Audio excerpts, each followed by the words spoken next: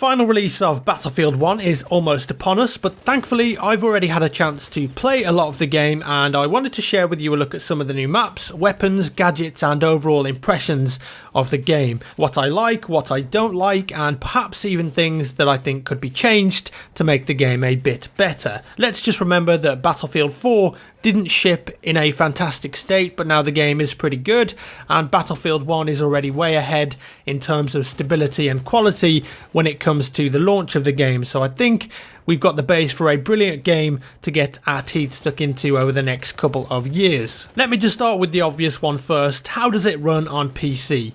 We all know it's the first thing people want to talk about with a Battlefield game. Well, I imagine that a lot of you will have played in the alpha and beta, so you've already got the answer to this, I think, but if you don't, it runs pretty well and it looks damn good when it's doing it. It's running on the latest version of the Frostbite engine, and some of the detail and effects is just incredible.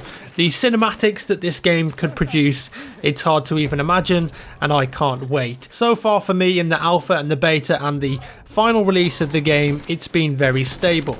A lot of the bugs I happened to come across during the beta weren't present in the build that I played recently either. Now, I'm not saying the game won't have any bugs, we just can't predict that with a game of this size, and when hundreds of thousands of players get their hands on it, something usually breaks. It's a Battlefield game, there's going to be bugs. But during the beta I noticed various bugs, from animation glitches to vaulting problems, which were probably the most annoying, but when I played the game in the latest build I didn't really encounter any of those problems at all. Like I say, that doesn't mean the game is bug free, far from it, but so far I haven't encountered any game breaking, and I'm really hopeful that when the game is released to everyone, those nasty legacy bugs don't start rearing their heads again. I'm sure we'll see one or two of them, but I think DICE have managed to stamp most of them out. There were also some fantastic maps here. My personal favourite, well, that's a bit of a tough one. It's probably between Amiens and Argonne Forest. Amiens is based in the city of the same name in France, and you play in and around these city streets. I absolutely love this map, and I think that's because, number one, it's well designed, it's actually a good multiplayer map with different lanes to fight in, and number two, it's a map that instantly tells you that you're playing a World War game, or at least it does that for me. It's dark, grungy, there's burning buildings, destroyed buildings, plenty of destruction as well. The atmosphere in this particular map just made it for me, not to mention the fact that it's a brilliant infantry map, and you've really got to be careful in vehicles because there are so many buildings for enemies to hide in and shoot out of, and like I said, plenty of destruction too. And yes, I know it's a World War II movie, but you get those Saving Private Ryan moments all over the shop. Argonne Forest, on the other hand, is a much more linear map by design. It's got lush forests, which look insane, by the way. If you thought the Endor maps on Battlefront looked good, well, this one definitely takes it up a notch. Way more detailing around the level.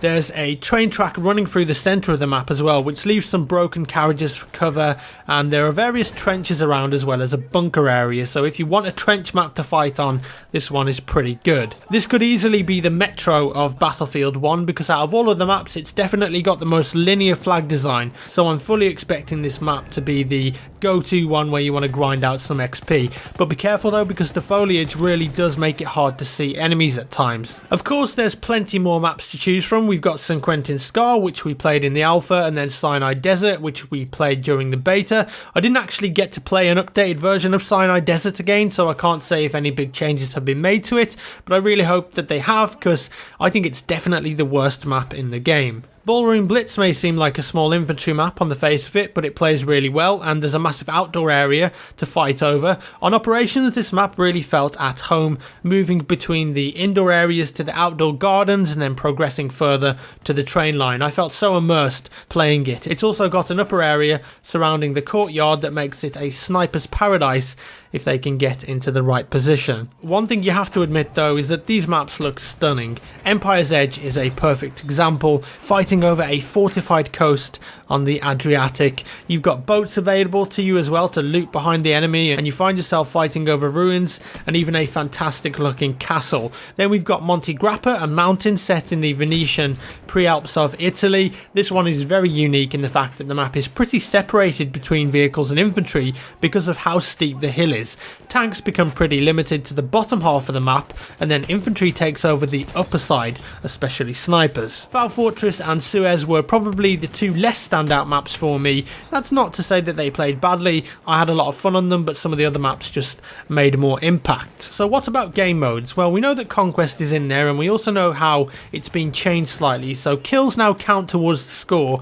We've also got TDM, Rush and Domination, which we're pretty familiar with. New to Battlefield 1 though is Operations, and I have to say it's the standout mode, and I think that most people will be playing Operations on a day-to-day basis. Essentially it takes the best parts of Conquest, open not linear areas with multiple routes, and Rush, controlling certain points to progress on a map, and it mashes them together. So when you start as attackers, you've got 2 points up ahead that you need to capture. Think of it a bit like Turning Point on Battlefront. You've got to then control both of these points, and then you'll progress to the next 2 or 3.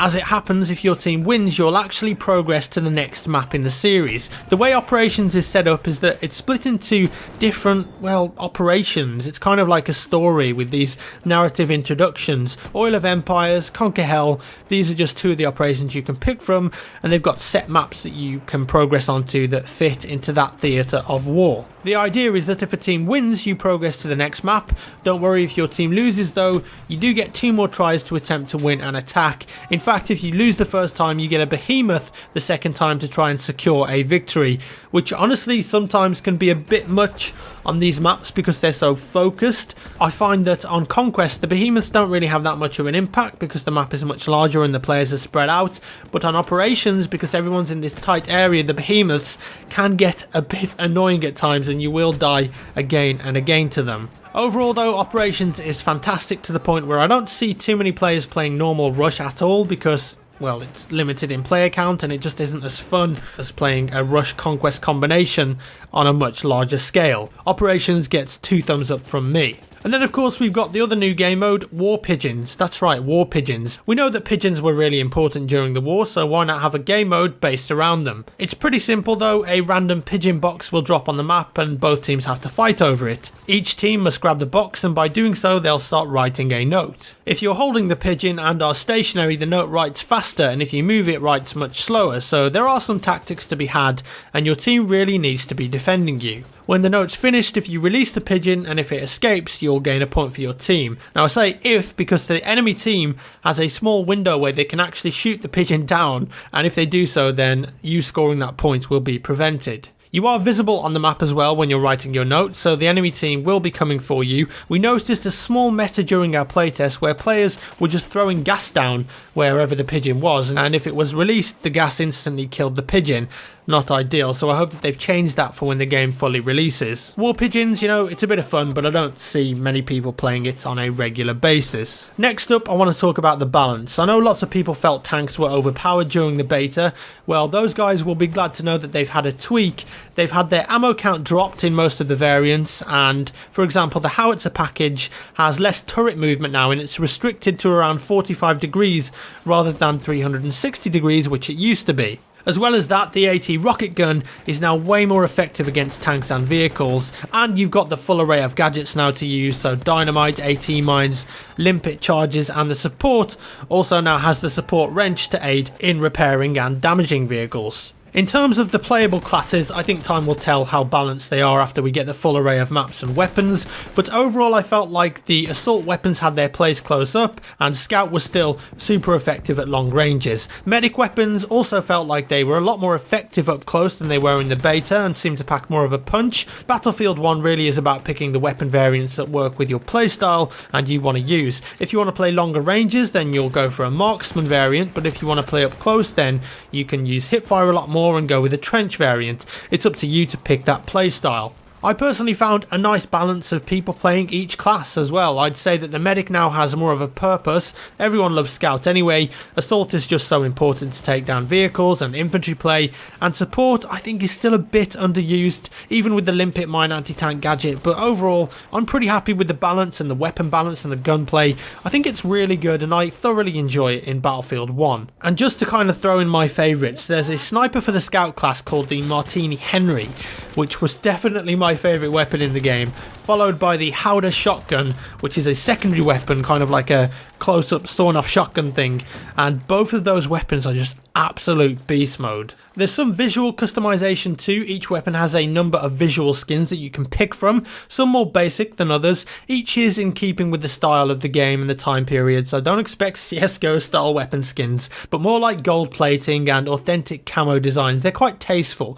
Some of them are unique to each weapon and some are used on various variants. What I didn't see was any player-based customization though, which is a shame, so I hope there is some of that down the line. I also imagine that there will be the option to have your emblem on your weapon at some point too, perhaps engraved into it, which would be really cool, and I think it would still keep it authentic. What don't I like? Well, I do think the behemoths are still a bit overpowered in some circumstances, as I said. I guess that is the point of them, but sometimes it really is just annoying and frustrating to get killed by them over and over. For example, the airship is insanely strong on a map like Monte Grappa because it's just so close to the ground, although there is an upside to that because players in the gunner seats can be shot at relatively easily. The Dreadnought was also pretty powerful on some of the sea-based levels. Foul Fortress, for example, has a pretty wide open flag, and being hit from the warship miles offshore when you can't exactly return fire wasn't very fun. I definitely think some fine-tuning is needed there to get the balance right. I also noticed that the elite classes were available on War Pigeons. I just don't think that's needed. It's a small objective-based game mode, and I don't think it needs that super strong elite class there. And of course, when the game's released, I'm sure we'll see some lovely bugs which hopefully get squashed and killed by the devs pretty quickly. So there we have it, my overall first impressions. It's still a Battlefield game. There aren't any massive innovations here, but it's big, it's cinematic, it's fun as hell. I love the setting, and I'll be playing the crap out of this game. There'll be plenty more footage out this week too, and I'll probably be streaming the Play First trial tomorrow, so if you want to tune in for some live gameplay, then you're more than welcome to come along. I hope you enjoyed the video, guys. Give me a thumbs up if you did, a thumbs down if you didn't. That would be amazing. Thanks for watching, and I'll see you in the next one.